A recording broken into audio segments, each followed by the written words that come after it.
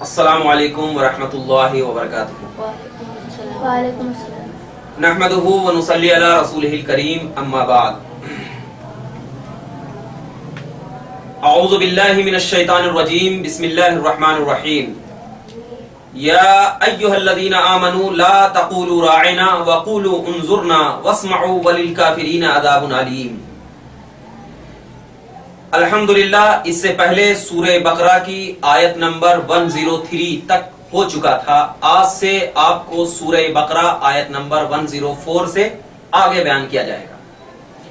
دیکھیے، سب سے پہلے جو ذکر ہو جا رہا تھا، اس سے پہلے سورہ بقرہ میں ذکر چلتا رہا اور اس سے پہلے بیان ہوتا رہا، اور آپ نے سماعت فرمایا، اور یہ فرمایا گیا تھا کہ یہودیوں کے سلسلے میں کہ یہودی لوگ جو نبی پاک صلی اللہ علیہ وسلم نے حضرت سلیمان علیہ السلام کو نبیوں میں ذکر کیا تو انہوں نے کہا تھا کہ یہ جادوگر تھے، فلاں تھے۔ تو میں نے اس سے پہلے بیان کیا جادو کی حقیقت کیا ہے، کیا حضرت سلیمان جادوگر تھے یا نبی تھے، یہ بات ہو چکی۔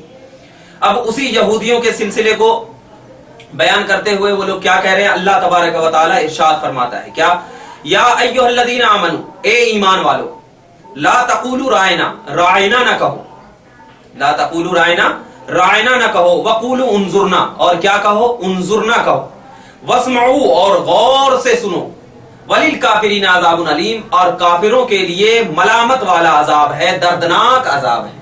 یہ آیت کریمہ اللہ تبارک و تعالی نے ارشاد فرمایا۔ تو اب اس میں، اس آیت میں یہ بتایا گیا ہے کہ یہودی لوگ جو تھے، کرسچن جو یہودی ہوتے ہیں، وہ لوگ جو تھے، اس کی سرکشی کو بیان کیا گیا ہے، اس کی دشمنی کو بیان کیا گیا ہے اس آیت کریمہ میں۔ کیا دشمنی؟ کہ یہ دشمنی یہ تھے کہ یہ جو رائنا لفظ ہے، رائنا یعنی صحابہ کرام رضوان اللہ علیہم اجمعین کو جب کوئی بات سمجھ میں نہیں آتی تھی تو اللہ کے نبی صلی اللہ علیہ وسلم کی محفل میں بیٹھتے، اور جب کوئی بات سمجھ میں نہیں آتی تو اللہ کے نبی صلی اللہ علیہ وسلم کے صحابی کہتے تھے رائنا، یا رسول اللہ ہماری رعایت کیجئے، ہمیں بات سمجھ میں نہیں آ رہی ہے، کچھ اور بول دیجئے۔ یہ عزت کے طور پر کہا جاتا تھا صحابہ کرام۔ لیکن کیا یہودیوں کی زبان میں رائنا گالی کو کہتے ہیں؟ تو جب صحابہ کرام رائنا کہتے تھے تو یہودی لوگ جو تھے تو کیا سوچتے تھے، سن کر کے ہنستے تھے کہ ارے ہم تو چھپ چھپ کر نبی پاک کو گالی دیتے تھے نا، اب دیکھو محفلوں میں بھی کیا ہے، ہم نبی پاک کو کیا کر رہے ہیں، گالی دے رہے ہیں۔ تو جب یہ دیکھا اللہ تبارک و تعالیٰ نے کہ کیا ہے، حالانکہ الفاظ جو صحابہ کرام نکالا کرتے تھے وہ کیا ہے، عزت کے طور پر نکالتے، لیکن کیا ہے، اس الفاظ میں یہودیوں کے پاس کیا تھا، گالی تھا۔ تو اسی لیے اللہ تبارک و تعالیٰ نے ایسے الفاظ جو نبی کے شان میں ہلکے سے بھی گستاخی کا پہلو رکھتے ہوں، اس الفاظ کا استعمال کرنے کو بالکل حرام قرار دیا۔ یعنی اے صحابیو، تمہارے نزدیک اگرچہ یہ لفظ میں عزت ہے، تکریم ہے، تعظیم ہے، لیکن ایسے الفاظ نہ کہو جو کہ یہودی اس الفاظ کو سن کر تمہارے نبی کی شان میں گستاخی کا پہلو نکالے۔ اسی لیے اللہ نے کہا لا تقولوا رائنا، اے صحابیو، اے ایمان والو، تم رائنا نہ کہو۔ حالانکہ رائنا کا معنی اگرچہ تمہاری زبان میں ہماری رعایت کرنا ہے، لیکن تم کیا کرو، رائنا نہ کہو، بلکہ کیا کہو، انظرنا، ہماری طرف نظر کرم کیجیے۔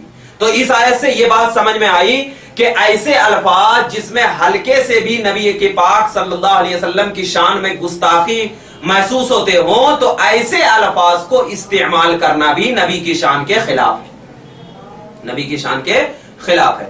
اب بعض لوگ کیا کہتے ہیں کہ نہیں، ہم نبی پاک صلی اللہ علیہ وسلم کے شان میں کیسے گستاخی کر سکتے ہیں۔ بعض لوگ نبی کے لیے کچھ ایسے الفاظ نکال لیتے ہیں جو دوسرا سن کر کے کیا کہتا ہے، ارے یہ نبی کی شان میں گستاخی والے الفاظ ہیں۔ لیکن کیا ہے، وہ جب ان سے پوچھا جاتا ہے کہ تم نے ایسے الفاظ کیوں نکالے تو وہ کہتا نہیں، ہم اس سے مراد یہ نہیں ہے، اس سے مراد یہ نہیں، ہم شان نہیں بیان کریں۔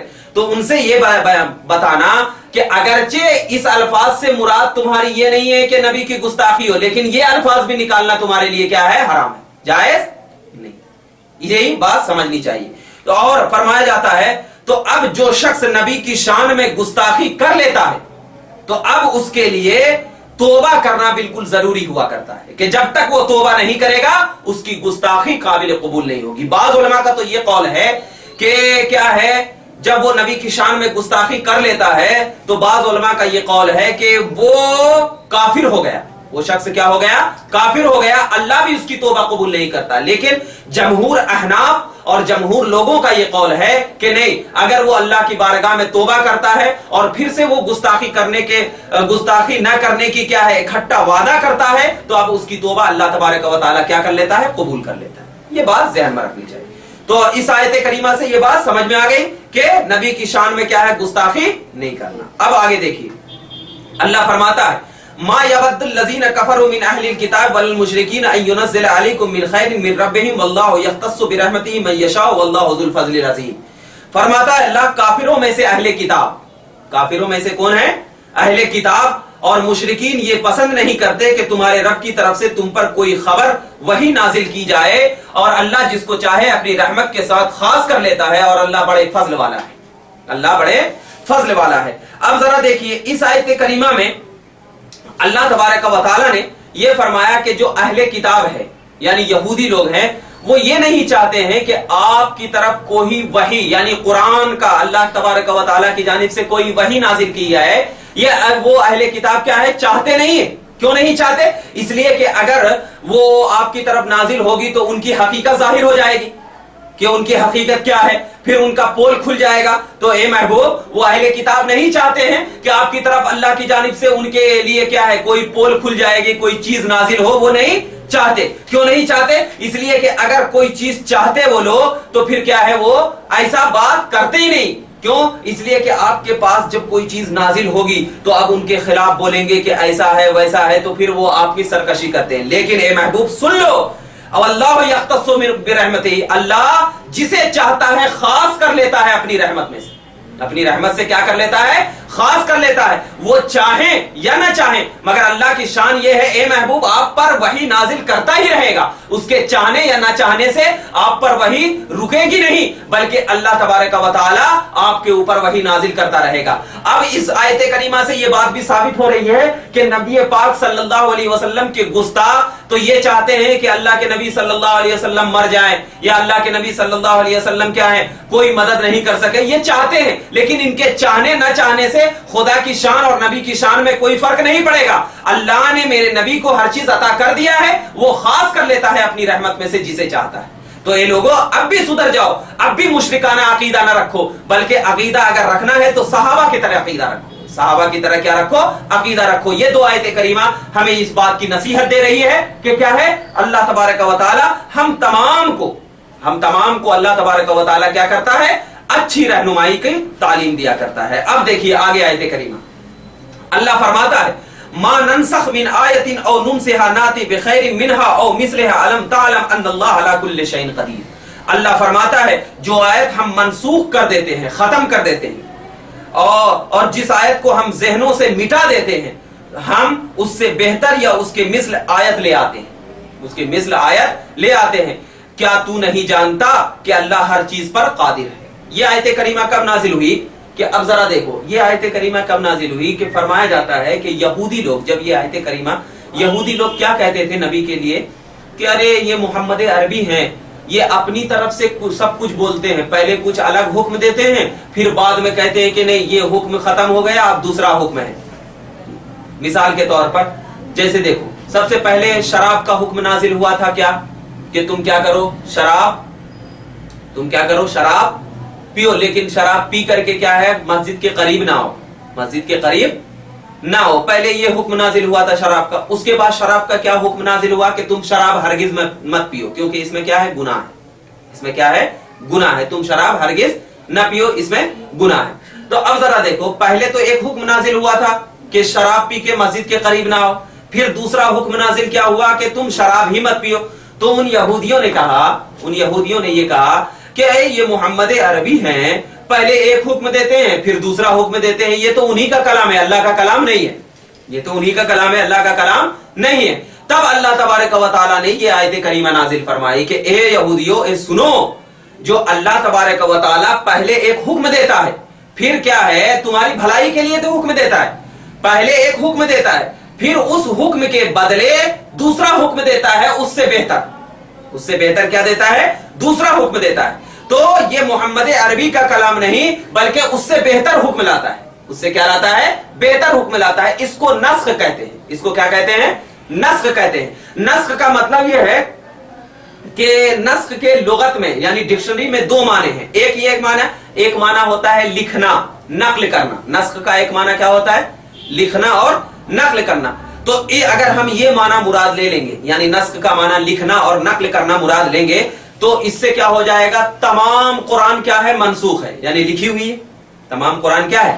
لکھی ہوئی ہے. جیسا کہ سورہ جاسیہ آیت نمبر 29 میں اللہ فرماتا ہے اِنَّا كُنَّا نَسْتَنسِخُ مَا كُنْتُمْ تَعْلَمُونَ، بے شک ہم لکھتے رہیں جو کچھ تم کرتے رہتے. تو یہ پوری قرآن کیا ہے؟ منسوخ ہے یعنی لکھتے ہیں. اور دوسرا معنی یہ ہے کسی چیز کو ختم کر دینا، زائل کر دینا، باطل کر دینا. کسی چیز کو زائل کر دینا اور باطل کر دینا.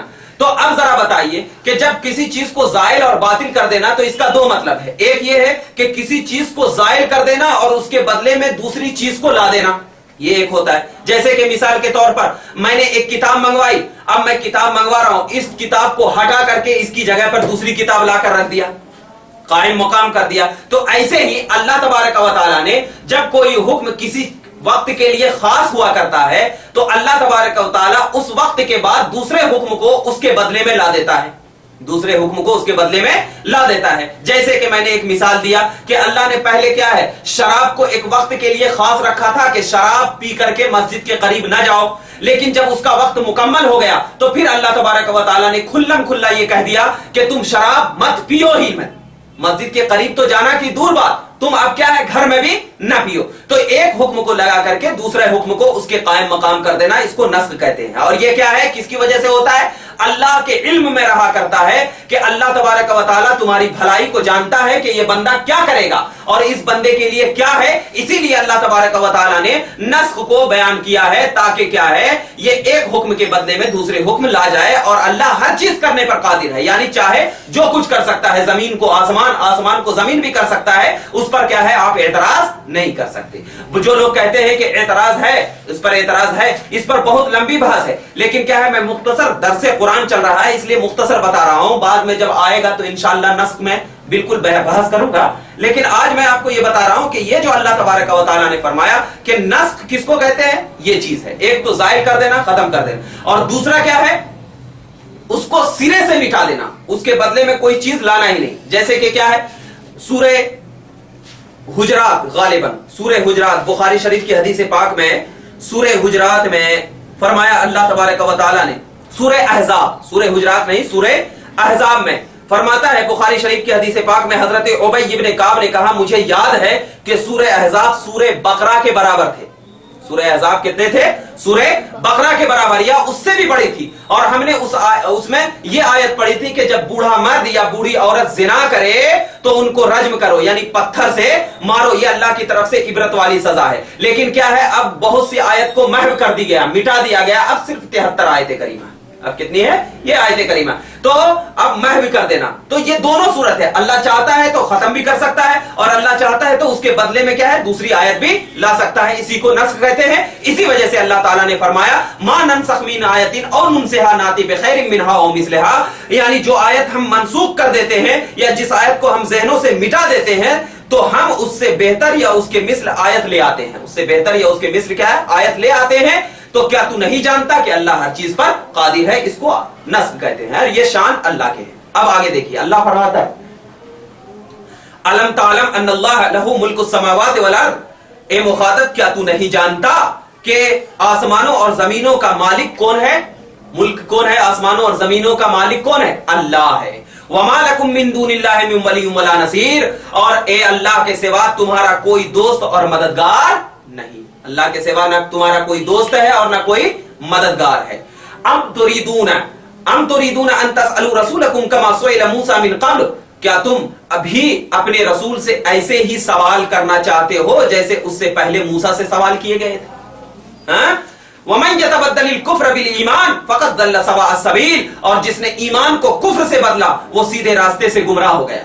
جس نے ایمان کو کفر سے بدلا وہ سیدھے راستے سے گمراہ ہو گیا. وَدَّ كَثِيرٌ مِّنْ أَهْلِ الْكِتَابِ وَلَوْ يَرُدُّونَكُمْ مِّن بَعْدِ إِيمَانِكُمْ كُفَّارًا، بہت سے اہل کتاب نے ان پر حق واضح ہو جانے کے باوجود اپنے حسد کی وجہ سے یہ چاہا کہ کاش وہ ایمان کے بعد کافر ہو جاتے، کاش وہ ایمان کے بعد کیا ہو جاتے؟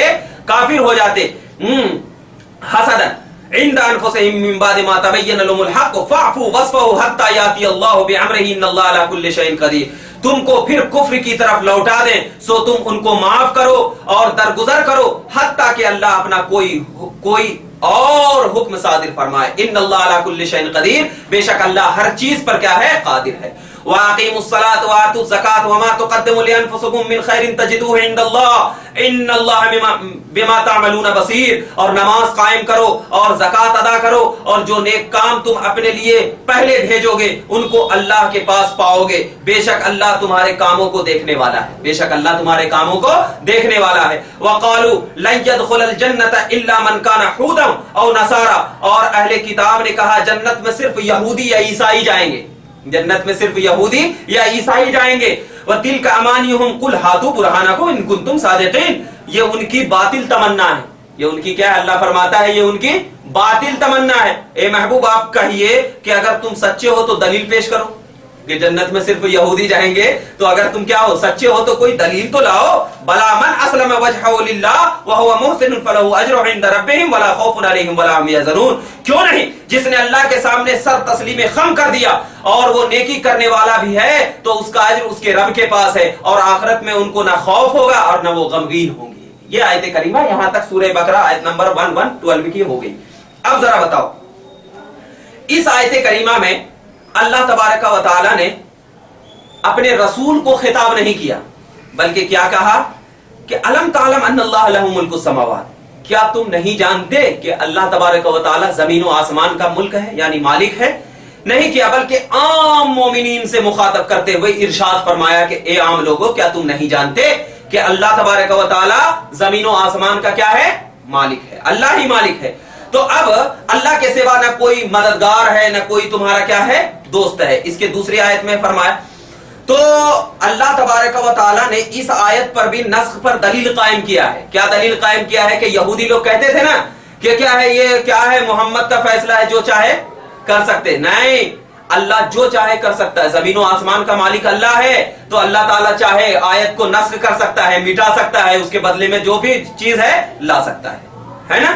تو اس پر بھی اللہ تبارک و تعالیٰ نے نسخ پر دلیل قائم کیا۔ تو اللہ تبارک و تعالیٰ ہی مددگار اور دوست ہے، حقیقی مددگار اللہ تبارک و تعالیٰ۔ لیکن اگر اللہ کسی نبی یا ولی کو مدد کی طاقت عطا فرمائے تو ہمارا عقیدہ ہے کہ اللہ کی عطا کردہ طاقت سے وہ نبی بھی مدد کر سکتے ہیں اور ولی بھی مدد کر سکتے ہیں، نبی بھی مدد کر سکتے ہیں اور ولی بھی مدد کر سکتے ہیں۔ یہ ہمارا عقیدہ ہے، جیسا کہ بہت سارے احادیث کریمہ ہے کہ اللہ تبارک و تعالیٰ نے کہ نبی پاک صلی اللہ علیہ وسلم نے مدد کیا ہے، جیسا کہ حضرت ابو قتادہ ہے، بخاری شریف کی حدیث ہے، جنگ احد میں حضرت ابو قتادہ کے آنکھ میں تیر لگ گیا اور ان کی آنکھ کیا ہو گئی؟ نکل گئی، تو درد کے مارے ایک دم بالکل کرانے لگے۔ وہ دوڑتے ہوئے نبی کی بارگاہ میں آئے اور کہا یا رسول اللہ ہماری آنکھ نکل گئی ہے، ہماری مدد کیجئے۔ تو اللہ کے نبی صلی اللہ علیہ وسلم نے ان کی آنکھ کو پکڑا اور اندر ڈال دیا اور اپنا لعاب دہن ڈال دیا۔ حضرت ابو قتادہ کہتے ہیں قسم خدا کی جس دن سے میرے نبی نے ہماری آنکھ کو اندر ڈال دیا کبھی بھی میری آنکھ خراب ہی نہیں ہوئی، کبھی بھی میری آنکھ کیا ہوئی؟ خراب ہی نہیں ہوئی۔ تو اللہ کی مدد کردہ طاقت سے اللہ کے نبی بھی کیا کر سکتے ہیں؟ مدد کر سکتے۔ یہاں پر جو اللہ نے کہا کہ دوست اور مددگار صرف اللہ ہے، تو ہمارا بھی عقیدہ ہے کہ دوست اور مددگار صرف اللہ ہے، لیکن اللہ تبارک و تعالیٰ نے کچھ ایسے بندے پیدا کیے ہیں، انبیاء پیدا کیے ہیں، اولیاء پیدا کیے ہیں جو اللہ کی عطا کردہ طاقت سے دوسروں کی مدد کر سکتے ہیں۔ اب اللہ کا ارشاد ہے کہ اب اللہ نے کیا فرمایا کہ کیا تم بھی اپنے رسول سے ویسے ہی سوال کرتے ہو جیسے کہ حضرت موسیٰ سے سوال کرتے تھے، یعنی بیجا سوال وغیرہ کرتے تھے؟ جیسے کہ فرمایا گیا ہے کہ حضرت موسیٰ سے سوال کیے تھے نا یہودیوں نے کہ کیا ہے ایک گائے لاؤ، کیسے کلر کی ہو، کس انداز کی ہو، موٹی ہو کہ دبلی ہو، پتلی ہو، چرنے والی، یہ لا یعنی سوال۔ تو ایسے سوال نہ کرو، کیونکہ ایسے سوال کرنے سے اللہ کیا فرماتا ہے کہ ایمان کے بعد کافر ہو جاؤ، ایمان کے بعد کیا ہو جاؤ گے؟ کافر ہو جاؤ، کیونکہ ہو سکتا ہے کہ تمہاری زبان سے ایسے الفاظ نکل جائیں جو کفر پر دلالت کرے۔ تو ایسے سوال نہ کرو، کیونکہ اللہ فرما رہا ہے کہ کیا ام تريدون ان تسالوا رسولكم كما سئل موسى من قبل ومن يتبدل الكفر بالایمان فقد ضل سواء السبيل، فرماتا ہے اور جس نے ایمان کو کفر سے بدلا وہ سیدھے راستے سے گمراہ ہو گیا، وہ سیدھے راستے سے گمراہ ہو گیا۔ کیوں؟ اس لیے کہ بہت سے اہل کتاب ود کثیر من اہل الکتاب لو یردونکم من بعد ایمانکم کفارا، بہت سے اہل کتاب نے ان پر حق واضح ہو جانے کے باوجود اپنے حسد کی وجہ سے کفر کیا، اپنی حسد کی وجہ سے کیا کیا؟ کفر کیا۔ یعنی صحابہ کرام کو بلا کر کے کیا کہتے تھے؟ ارے یہ محمد عربی ہیں، کئی کو اس پر ایمان لے آ رہے ہو، حسد کرتے تھے، جلتے تھے۔ تو اگر بہت صرف جلن ہے تمہارے سینوں میں تو یہ جلن کی وجہ سے بھی تم کیا ہو جاؤ گے؟ کافر ہو جاؤ گے۔ تو اسی بنیاد پر ہم کہتے ہیں کہ حسد کیا ہے؟ بہت بڑا گناہ ہے۔ حسد کیا ہے؟ بہت بڑا گناہ ہے۔ حسد کہتے کس کو ہے؟ یعنی کسی کے پاس اگر 1 لاکھ روپیہ ہے تو ہمارے دل میں خیال ہو کہ اس کا پیسہ کیا ہے؟ ختم ہو جائے اور میرے پاس آ جائے، یہ کیا ہے؟ حسد ہے۔ یہ کیا ہے؟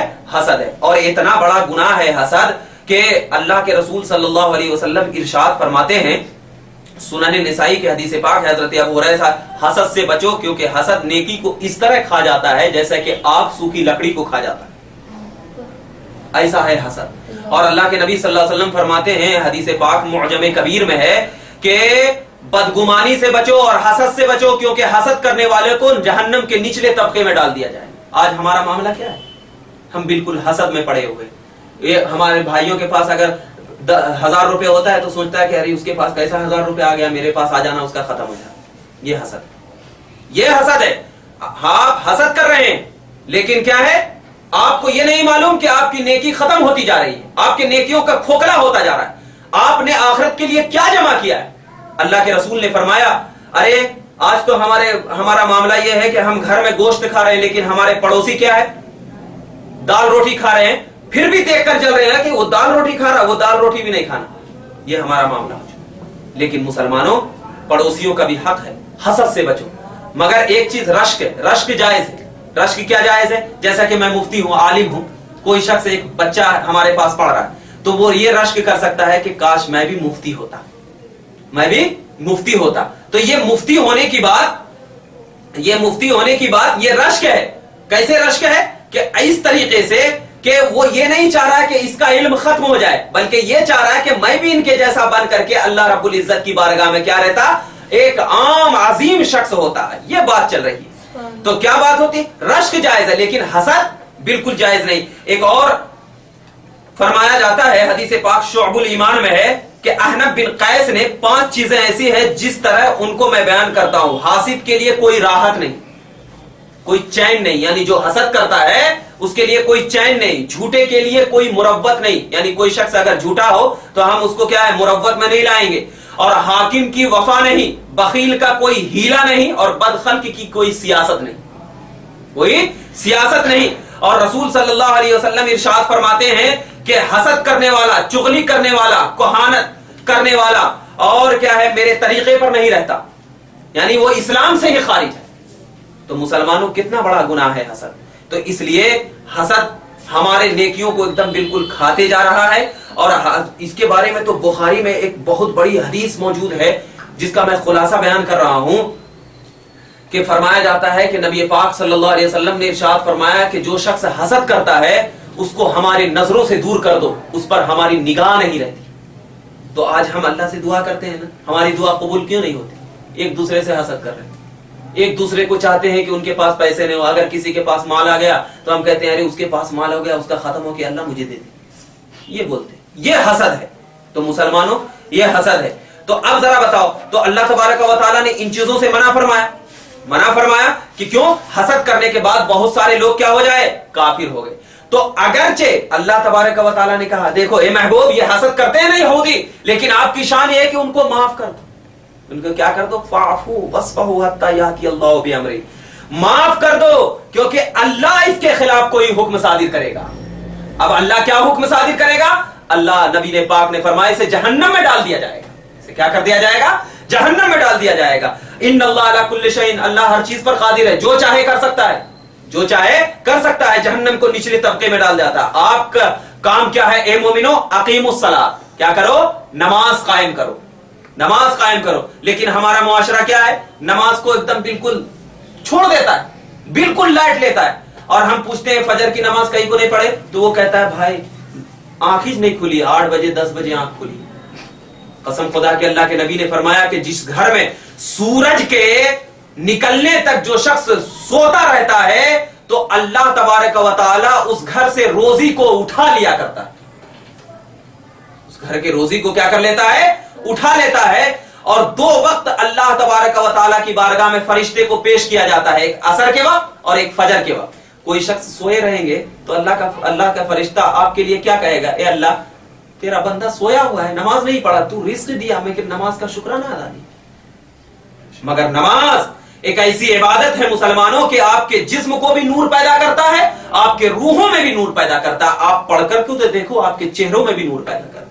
آج ہمارا معاشرہ کیوں بگڑتا جا رہا ہے؟ ہمارے معاشرے میں نماز کی پابندی نہیں، ہمارے معاشرے میں ماں باپ کی عزت نہیں، ہمارے معاشرے میں گھر کی تعلیم تو ہے، بات کہتے ہیں ہماری بیوی بات نہیں مانتی، ہمارے بچے روتے ہیں، ہمارے بچے یہ فلاں کرتے ہیں. کیوں؟ وجہ کیا ہے؟ آپ اپنے گھر میں شریعت کی تعلیم پر رہو، قسم خدا کی تب تمہارے پیچھے چلتے جائیں گے. کیا نبی پاک صلی اللہ علیہ وسلم نے کبھی ایسا حکم دیا کہ نماز نہ پڑھو؟ نہیں، نماز. اس کے بعد آتا ہے زکات. ہمارے پاس لاکھ روپے رہتے ہیں لیکن اگر کوئی غریب آتا ہے تو ہم اس کو پیسے نہیں دیتے، حالانکہ اس کا حق ہے 2.5% دیں. اگر کسی کے پاس 1 لاکھ روپے ہے تو اس کے اوپر ضروری ہے کہ 2,500 روپے کسی غریب کو دیں. لیکن کیا ہے، وہ 2,500 روپے بھی کھا لیتے ہیں. ارے کئی کو یہ 2,500 روپے کھائے تو 1 مہینے کا کرایہ دیں گے. مگر یہ سوچا ہے آپ نے کہ یہ آپ 1 لاکھ روپے اللہ نے دیا ہے تو کیا اللہ کی راہ کے لیے آپ 2.5% نہیں دے سکتے؟ مگر یہ بھی زکات نہیں دیتے. وما تقدموا لانفسكم من خير تجدوه عند الله ان الله بما تعملون بصير. اور یہ کیوں کہہ رہا ہے اللہ نماز قائم کرنے کے لیے اور زکات دینے کے لیے؟ کہ تمہارا فائدہ ہے کہ تم آج اگر نیکی کرو گے تو یہ اللہ کے نزدیک پہنچ جائے گا، اور کل قیامت کے دن جب اللہ تبارک و تعالیٰ کے سامنے تمہیں پیش کیا جائے گا تو وہ نیکی کہے گا اے اللہ اس شخص نے مجھے کیا ہے، تو اسے بخش دے، تو اسے کیا کر دے؟ بخش دے. آج کرنا ہے کیونکہ دنیا دار الجزا ہے. دنیا کیا ہے؟ دار الجزا ہے. کیونکہ اللہ فرماتا ہے کیا وما تقدموا لانفسکم، اور جو نیک کام تم اپنے لیے پہلے بھیجو گے، جو نیک کام اپنے لیے پہلے بھیجو گے ان کو اللہ کے پاس پاؤ گے.